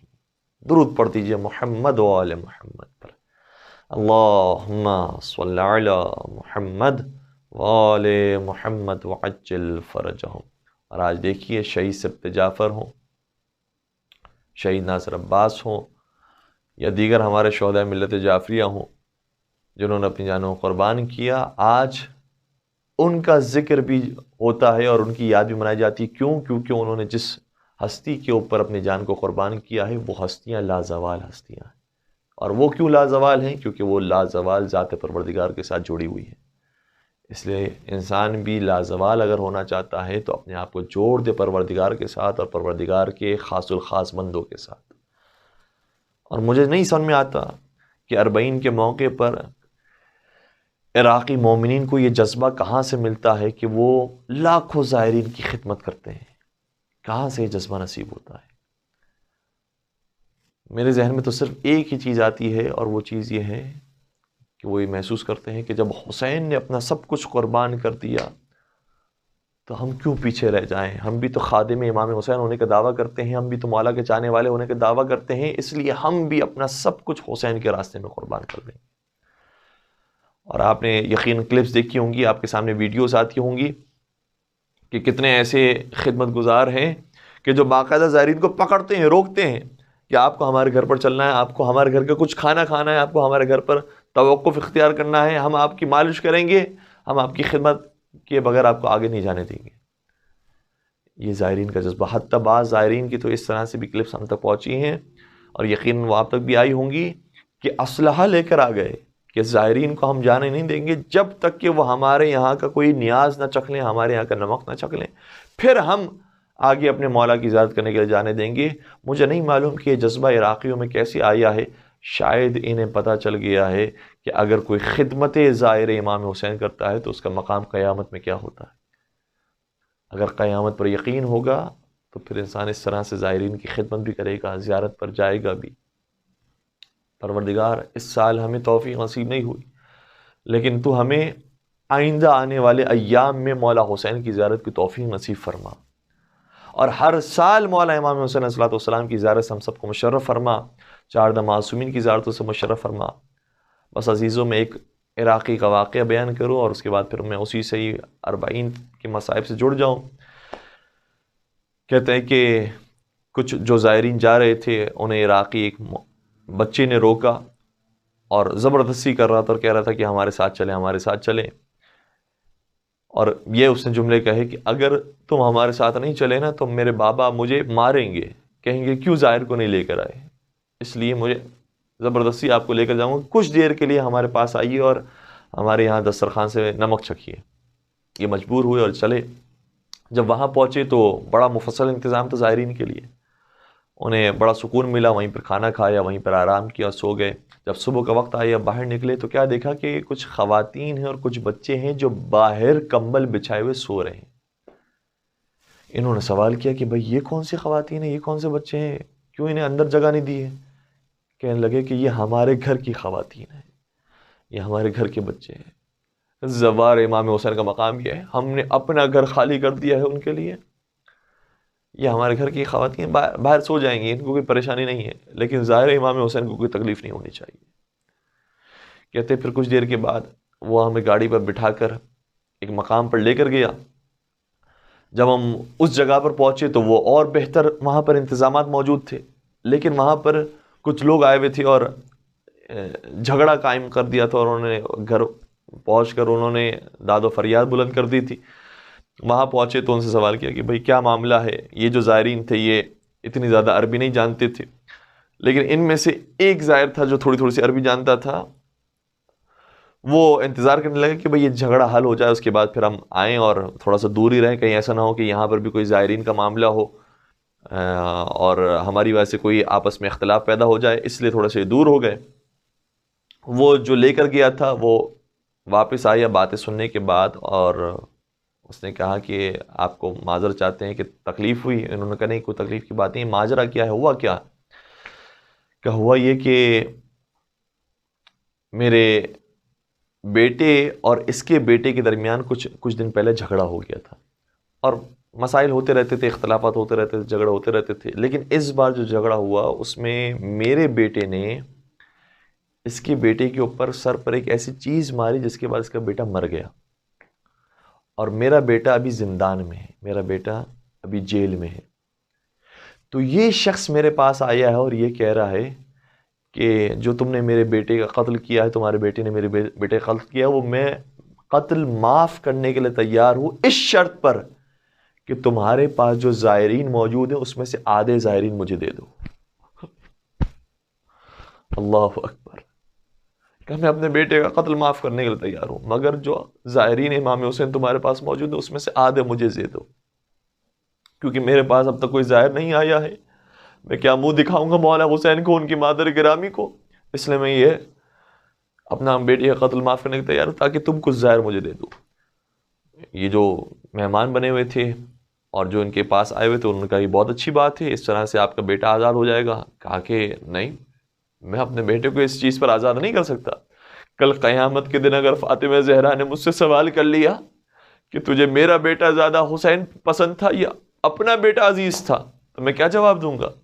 میں یہ کہوں گا کہ آپ کے بیٹے کے زائرین کو میں نے اس وجہ سے دے دیا تاکہ میرا بیٹا زندان سے آزاد ہو جائے، اس لیے میں اپنے بیٹے کو نہیں دوں گا، میں ان زائرین کو نہیں دوں گا تاکہ میرا بیٹا آزاد ہو۔ ہاں انہیں ویسے ہی زائرین لینا ہے تو لے لے، لیکن اس شرط کے ساتھ نہ لے۔ پھر آپس میں مصالحت ہوئی، بات ہوئی، انہوں نے کہا کہ کچھ زائرین جو ہے وہ آپ ہمیں دے دیں، آپ اپنی مرضی سے خود ان جو زائرین جن کی آپ خدمت کر رہے ہیں اس میں سے جن کو آپ پسند کرتے ہیں آپ وہ ہمارے حوالے کر دیں، باقیوں کو آپ اپنے پاس رکھیں۔ انہوں نے کہا کہ نہیں، زائرین امام حسین کا احترام بہت زیادہ ہے، اس لیے ایسا نہیں ہے کہ میں کسی کو نکال کر ہی کہوں گی یہ مجھے پسند نہیں ہے یہ تم لے جاؤ۔ انہوں نے کہا کہ ٹھیک ہے، پھر آپ اس طرح سے زائرین سے کہیں کہ 2 جگہ پر ہم نے آپ کے لیے انتظامات کیے ہوئے ہیں، اس لیے جن زائرین کو پریشانی ہو رہی ہے، یہاں پر تنگی کا سبب بن رہے ہیں، وہ وہاں دوسری جگہ پر تشریف لے جائیں۔ اور اس طرح سے جب زائرین کو دوسری جگہ پر منتقل کیا گیا تو جس کے بیٹے کا قتل ہو چکا تھا اس نے باقاعدہ رضایت نامہ دیا اور کہا کہ میں نے معاف کر دیا اپنے بیٹے کا قتل، کس شرط کے ساتھ؟ کہ تو نے مجھے حسین کے زائرین دے دیے۔ ہائے مولا حسین، آپ کی زیارت کا کیا مقام ہے، کیا شرف ہے آپ کی زیارت کا، کتنے زائرین آپ کی زیارت کرنے کے لیے جا رہے ہیں، اور ہم اس اعتبار سے کتنے بد نصیب ہیں کہ ہم کربلا کی خاک میں موجود نہیں ہیں، آپ کے روضے کے سامنے نہیں ہیں، آپ کی زری کے سامنے نہیں ہیں، لیکن یا امام حسین ہمارے دل کربلا میں موجود ہے، ہمارے دل آپ کے ساتھ ہیں۔ مولا امام علی مقام ہمارے اس جذبے کو قبول فرمائیے گا، ہمارے اس نیت کو پاک فرمائیے گا اور ہماری نیت پر شک نہ فرمائیے گا، اور اس نیت کے بدلے بھی ہمیں بھی زیارت کا ثواب نصیب فرمائیے گا۔ اے مولا امام حسین، یہ جو زائرین جا رہے ہیں نا آپ کی زیارت کرنے کے لیے، یہ زیارت کرنے کے لیے جو زائرین جا رہے ہیں ان کی خدمت کرنے والے لوگ موجود ہیں، ان کے پیر دبانے والے لوگ موجود ہیں، ان کی ضیافت کرنے والے لوگ موجود ہیں، لیکن میں قربان ہو جاؤں آپ کی اولاد پر جو جب کربلا سے شام کے راستے کی طرف چلی تھی تو ان کا سفر بھی تھا اور ان کا سفر بڑا طولانی تھا، لیکن کوئی ان کے پیروں کو دبانے والا نہیں ہے، کوئی ان کی خدمت کرنے والا نہیں ہے۔ ہائے، بعض روایات کے مطابق شہزادی سکینہ چلتے چلتے پیروں سے خون جاری ہو گیا، پیروں پر آبلے پڑ گئے۔ ہائے شہزادی سکینہ، یہی تو مظلوم بی بی ہے جو شام کے زندان میں جب گئی ہے تو پھر واپس نہیں آئی۔ مولا امام علی مقام اپنی اس بچی سے بڑی محبت کیا کرتے تھے۔ مولا حسین فرماتے ہیں وہ گھر مجھے پسند نہیں آتا جس گھر کے اندر سکینہ اور رباب مجھے دکھائی نہ دے۔ اے آقا، اب جب یہ قافلہ شام سے رہائی پانے کے بعد آپ کے پاس آئے گا تو اس قافلے میں آپ کو سب دکھائی دیں گے لیکن سکینہ دکھائی نہ دے گی۔ اجرکم علی اللہ۔ اور شاید شہزادی زینب کبریٰ بھی آ کر یہ کہیں گی کہ آقا، اے بھیا حسین، جب میرے اون محمد گئے تھے مقتل کی طرف تو تم دونوں کی لاشوں کو خیمے کے پاس تو لے کر آئے تھے، لیکن خیمے پر مجھے موجود نہ پایا تھا۔ میں کیوں موجود نہ تھی؟ اس لیے موجود نہ تھی تاکہ آپ شرمندہ نہ ہو جائے کہ زینب تیرے دونوں لال مجھ پر قربان ہو گئے۔ بس اے حسین، میں بھی جب شام سے آئی ہوں تو اپنی سکینہ کا مجھ سے سوال نہ کیجئے گا تاکہ کہیں میں بھی شرمندہ نہ ہو جاؤں۔ ہائے مولا حسین، ہائے شہزادی زینب کبریٰ، شام کے زندان میں ساری تکلیفیں سہنے کے بعد اور پھر آہستہ آہستہ جو انقلاب پیدا ہونا شروع ہو گیا، اور دونوں روایتیں موجود ہیں اور انسان کے ذہنوں کو ہلا دینے کے لیے کافی ہیں کہ بعض روایات کے مطابق تو 1 سال تک زندان میں رہے اسیران کربلا، اور بعض روایات کے مطابق کچھ دنوں تک واقع کربلا کے بعد زندان شام میں رہے، اس کے بعد آزاد ہو گئے۔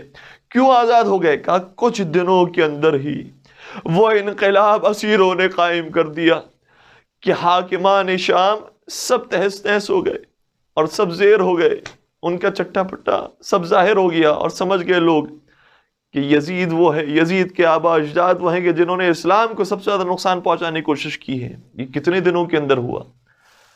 کچھ دنوں کے اندر۔ بعض علماء نے بیان کیا کہ 7 دنوں تک جب یہ اسیران کربلا جب شام کے اندر رہے، اس کے بعد شام کا منظر تبدیل ہو گیا۔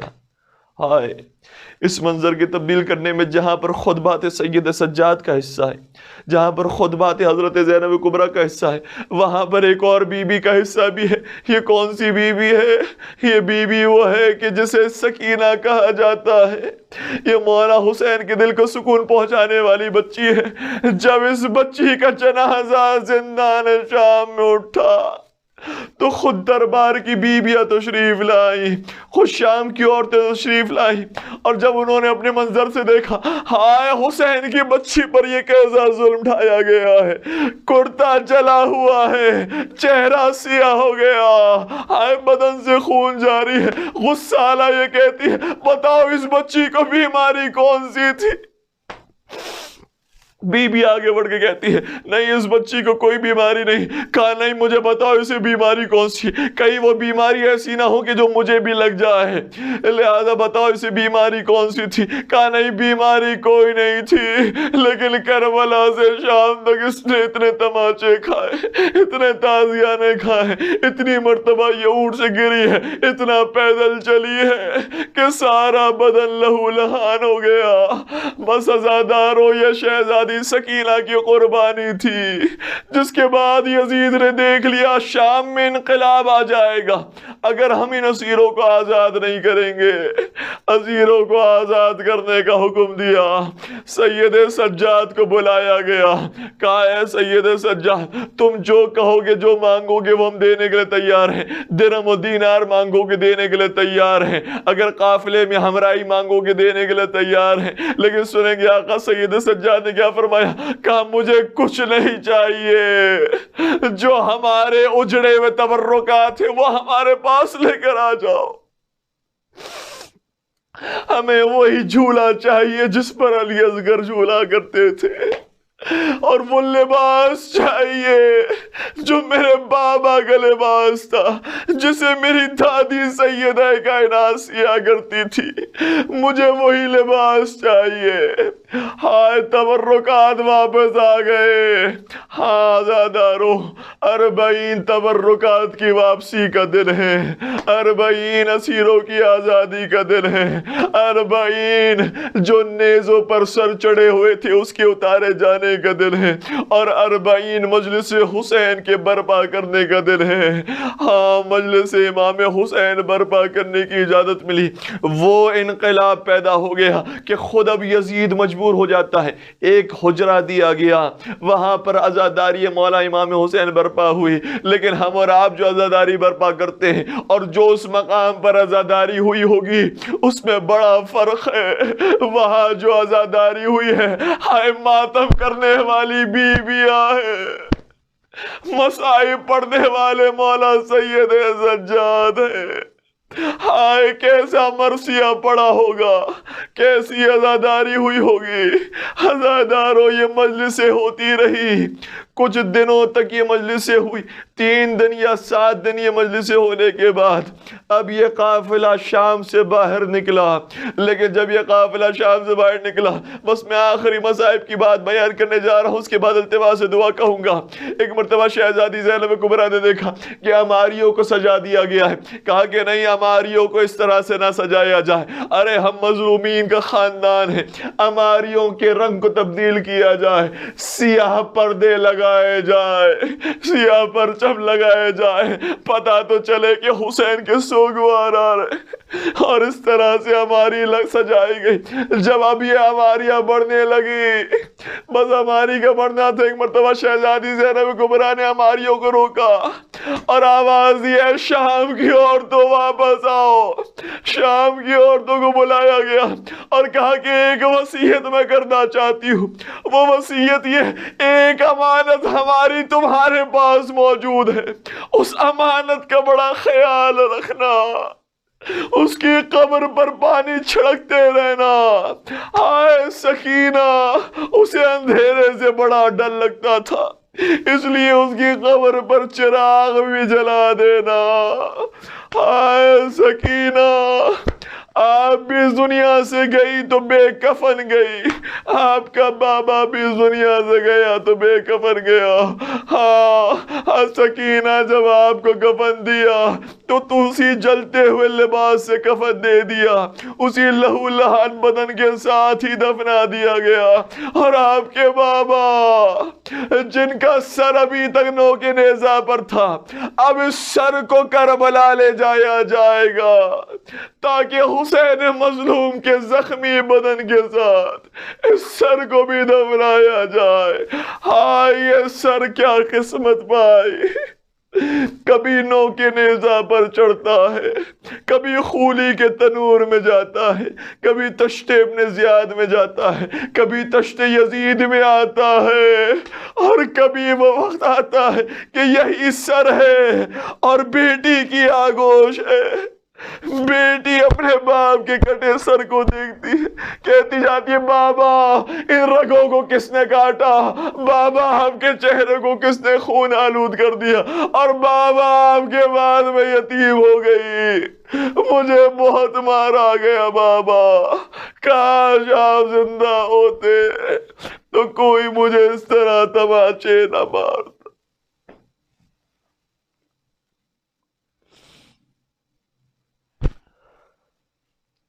الا ولعنت اللہ علی القوم الظالمین وسيعلم الذین ظلموا ای منقلب ینقلبون۔ پالنے والے ان آنسو کو رومال حضرت سیدہ کائنات میں جگہ نصیب فرما۔ پروردگارہ اس قلیل سی عبادت کو اپنی بارگاہ میں قبول و منظور فرما۔ پروردگارہ جتنے زائرین کربلا معلیٰ کی زیارت کے لیے نکلے ہوئے ہیں، ان تمام کی زیارات کو قبول فرما، انہیں خیر و عافیت کے ساتھ اپنے وطن میں لوٹنا نصیب فرما۔ پالنے والے ہم سب کو بھی 4 معصومین کی زیارتوں سے مشرف فرما۔ پالنے والے حج و عمرے کے ساتھ نصیب فرما۔ پالنے والے مادر حسین کا مزار مسمار ہے، مولا حسین کے گھر والوں کا، اہل بیت رسول کا مزار مدینہ کے اندر مسمار ہے۔ پروردگارہ اس کی تعمیر نو کے اسباب جلد از جلد پیدا فرما۔ پروردگارہ شہزادی سکینہ کا واسطہ ہے، مولا حسین کا واسطہ، شہزادی علی اصغر کا واسطہ ہے، بے اولاد مومنین کو اولاد صالح اور نرینہ نصیب فرما۔ پروردگارہ اگر کوئی بے روزگار ہے تو اس کے روزگار میں برکت و وسعت عطا فرما۔ پالنے والے جو مریض ہیں انہیں شفائے کامل و عاجلہ نصیب فرما۔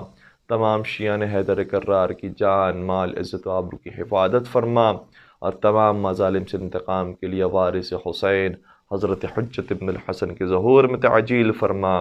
ہمیں ان کے عاشقین، محبین، سچے چاہنے والے اور ماننے والوں میں شمار فرما۔ ربنا تقبل منا انک انت السمیع العلیم وتب علینا انک انت التواب الرحیم برحمتک یا ارحم الراحمین۔ ہائے جنگل میں بھرے گھر کو لٹا آئی ہے زینب، اے شہر مدینہ، اے شہر مدینہ، جنگل میں بھرے بھرے گھر کو لٹا آئی ہے زینب اے شہر مدینہ عابد کو کسی طرح بچا لائی ہے زینب اے شہر مدینہ جنگل میں بھرے گھر کو لٹا آئی ہے زینب اے شہر مدینہ بندھوا کے رسن ہاتھوں میں اور خطبے سنا کر گھر بار لٹا کر گھر بار لٹا کر دیوار بڑے کفر کی ڈھا آئی ہے زینب اے شہر مدینہ جنگل میں بھرے گھر کو لٹا آئی ہے زینب اے شہر مدینہ جس شہر میں شہزادیوں کی طرح رہی تھی نازوں سے پلی تھی نازوں سے پلی تھی سر ننگے اسی شہر میں ہو آئی ہے زینب اے شہر مدینہ جنگل میں بھرے گھر کو لٹا آئی ہے زینب اے شہر مدینہ جو ہجر پدر میں رہی ہر وقت پریشان سوئی نہیں ایک آن سوئی نہیں ایک آن اس بچی کو زندہ میں سلا آئی ہے زینب اے شہر مدینہ جنگل میں بھرے گھر کو لٹا آئی ہے زینب اے شہر مدینہ اے شہر مدینہ ڈھارس تھی بہت بھائی کو جس بھائی کے دم سے دل پھٹتا ہے غم سے دل پھٹتا ہے غم سے ساحل پہ اکیلا اسے چھوڑائی ہے زینب اے شہر مدینہ جنگل میں بھرے گھر کو لٹا آئی ہے زینب اے شہر مدینہ 6 ماہ کے اصغر کو بھی جھولے کے بجائے دکھ درد چھپائے دکھ درد چھپائے آغوش میں تربت کے صلح آئی ہے زینب اے شہر مدینہ جنگل میں بھرے گھر کو لٹا آئی ہے زینب اے شہر مدینہ اے شہر مدینہ پانی جو پیے اہل وطن پیاس نہ بھولیں منہ اشکوں سے دھو لیں منہ اشکوں سے دھو لیں کہنے کو یہ بھائی کا پیام آئی ہے زینب اے شہر مدینہ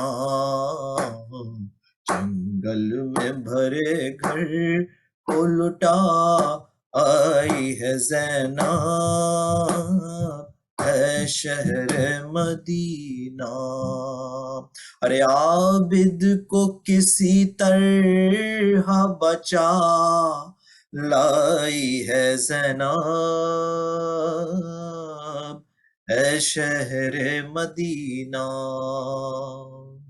یا حسین یا حسین یا حسین، چہلم کو کربلا میں جب آئی وہ بی بیا سادات کربلا. چہلم کو کربلا میں جب آئی وہ بی بیا سادات کربلا سادات کربلا. کچھ بی بیا یہاں ہے کچھ بی بیا وہاں کرتی ہوئی فغا بکھری ہوئی تھی مقتل سرور میں جا بجا سادات کربلا سادات کربلا. چہلم کو کربلا میں جب آئی وہ بی بیا سادات کربلا. گٹ گٹ کے لاڈلی تیری زندہ میں مر گئی تربت وہی بنی تربت وہی بنی. بھیا وہ قید سے نہ ہوئی مر کے بھی جدا سادات کربلا سادات کربلا. چہلم کو کربلا میں جب آئی ہو بی بیا سادات کربلا سادات کربلا. بانو یہ بین کرتی تھی اے میرے بے زباں ماں ڈھونڈے اب کہاں ماں ڈھونڈے اب کہاں.